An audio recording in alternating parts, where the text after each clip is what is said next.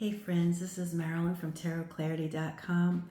I apologize for my long absence. I mentioned in my last video that I was probably going to go silent. I thought only for a few days, but it's been a few weeks. I no sooner had COVID, and I think 3 days after I tested negative for COVID, I had total hip replacement surgery. And, you know, going into the surgery, the doctors all said, and the nurses all said, and everybody I ever talked to who had hip replacement surgery said, oh, it's a piece of cake. It'll be easy, much easier than the knee.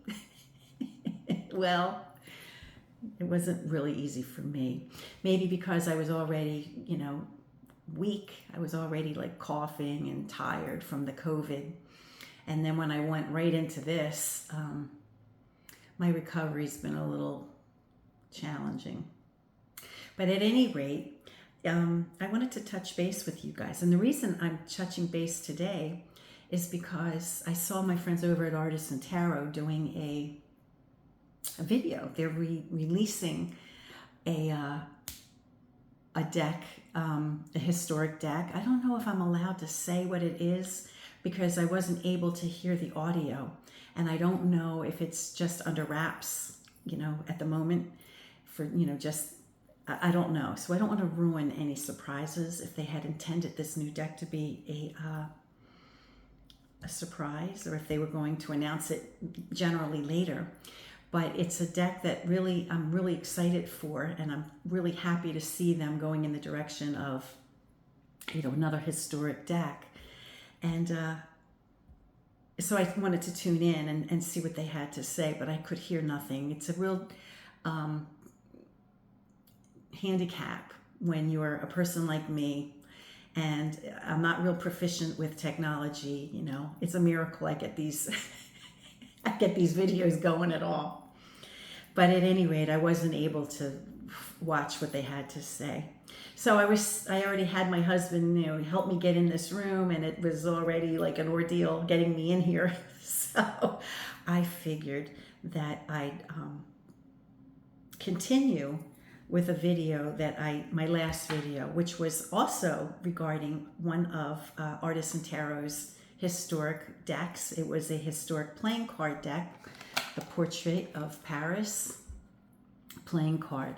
And of course, in the process of that last video, when I went to push the button to move the camera from the cards to myself, I completely disconnected altogether. So my final statements on that video were not recorded. And I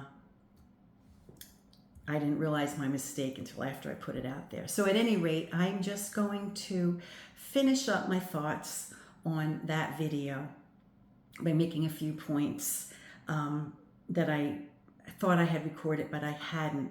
And moving forward, if you ever notice that I push a button and then it goes dead,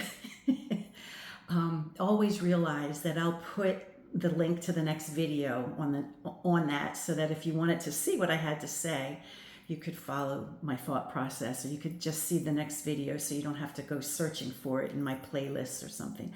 I try to make everything easy to find, but I don't always. So I mentioned that the last video I was doing was their historic playing card deck. And one of the things I did in that deck, in that video, was compare it to a modern day bicycle deck from current times. And I also compared it with a American deck from 1864, the Highlanders. And remember that the Portrait of Paris deck, I think, was 1735 to 51, something like that. So let me flip the camera. Hopefully I won't screw it up. And we'll take a look at just a few random cards from these three decks to see how progression in time and place may have changed the appearance of the cards. Alrighty, so I think I did it okay. I don't think I screwed up. So I have the decks in sequence, chronological order. The Portrait of Paris, the one by Artisan from 1735 is first, and then the Highlanders from 1864, an American deck. is in the center, and then the bicycle, a modern day, playing card deck. Now, I think one of the things I said in error when I was discussing the Portrait of Paris deck was that it didn't appear as, with the exception of the indexes in the corners, it didn't appear as though they changed the layout or the format of the distribution of the suits icons on each of the suit cards. And I am mistaken. We see in the Portrait of Paris that all of the symbols for each of the suits are in one direction. Now, by the American deck in 1864, we see that they made an adjustment. They still don't have the indexes, right? But they made an effort for some of the cards to be upright in both directions. And then, of course, by the time of modern day cards, we have a little bit of a different configuration. They had to squeeze and make it a little more dense in the center because they needed to make room for the indexes. And, the index thing is probably, was just not, it's not that would be an example of making a mistake and thinking that, misunderstanding how something was done. It was just at that point, at some point, somebody decided that this would be an improvement in the format of the cards. And so somebody took it upon themselves to do that. Another point I was trying to make in the last video that I unfortunately had cut off because I made a mistake in the pushing of the button was when we were talking about the King of Hearts. In the 1735 deck from Paris, we don't see we don't see a king with either an axe or a sword, gesturing toward his own head. We just have the King of Hearts, and he does have a sword, and he does have his, symbol of power, right? And his name association with Charles. By 1864 in the United States, we don't see references to European people or people of history, but we do see at some point that this became, the holding of an axe or a sword towards his head became a detail. I don't know the first deck where that appeared, if any of you know, the very first deck where that kind of gesture appeared. It'd be great to know.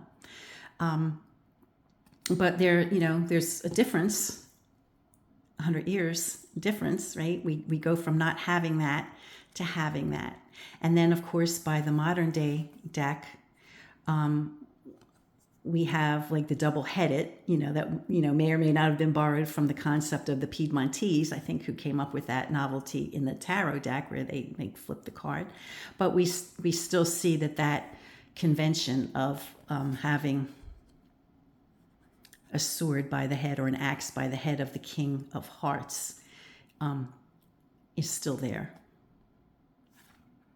And this may have been something that maybe somebody now this could be an example of somebody who misunderstood something, or like the indexes in the corners, it may have just been a style decision that somebody made along the way, and I don't know who. And if anybody knows, when that happened, I'd love to hear from you.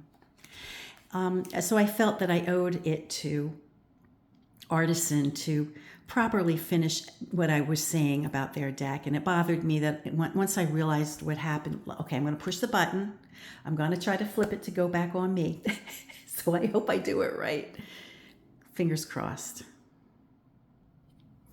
So what I was saying was I kind of felt like I owed it to them to properly finish off, what I had been saying about their video. And, give you a heads up that they're coming up with they're going to be releasing, I think soon. I don't know, I couldn't hear their presentation, but they will be coming out with another historic tarot deck, and I'm really excited about it. So I hope I can watch the repeat performance of it at some point. Also today, this video is my 300th video that I've ever done for the channel. So it's kind of, yeah, 300 is a nice number. So I'm happy to be doing that for them, the 300th video. So that's all I have to say today. I'm going to try to get myself in here more regularly now that I've broken the ice and I've done it once. It's just really hard. My scar is probably 7 to 9 inches long, and that's a lot of meat to heal. You know, that's a lot of flesh to heal. And I'm old. You know, I'm a senior, and I just had COVID, so I was already really struggling with being tired and weak and all that. So I'm not making excuses, but there's reasons sometimes when people go silent, and it's just that was my reason here. And doing this now makes me so happy to be back in my room. I haven't really left my bedroom much. I get up, I do the things I need to do, and I try to walk around the house a little bit, you know, but I've just been staying in my room mostly, you know. So, you know, coming into this room and being able to sit down, every now and then I have to do a tarot reading because I still have customers, you know, and I kind of like, I go off and on and off and on about being, you know, being able to do video, you know, to do readings for people. But every now and then I'll turn it on so that if somebody wants to have a reading done, I'll have it on so that I can do it for them. But most of the times I just don't have it available for people. So every now and then I'll just turn it on, and every now and then I'll do a reading for someone, and I'll come in here. But now, you know, now that I'm in here and I'm so happy to be back in my room, and I might be doing more videos moving forward. So thank you for chiming in on this one to see what I've been up to. And until next time, friends, peace and stay well.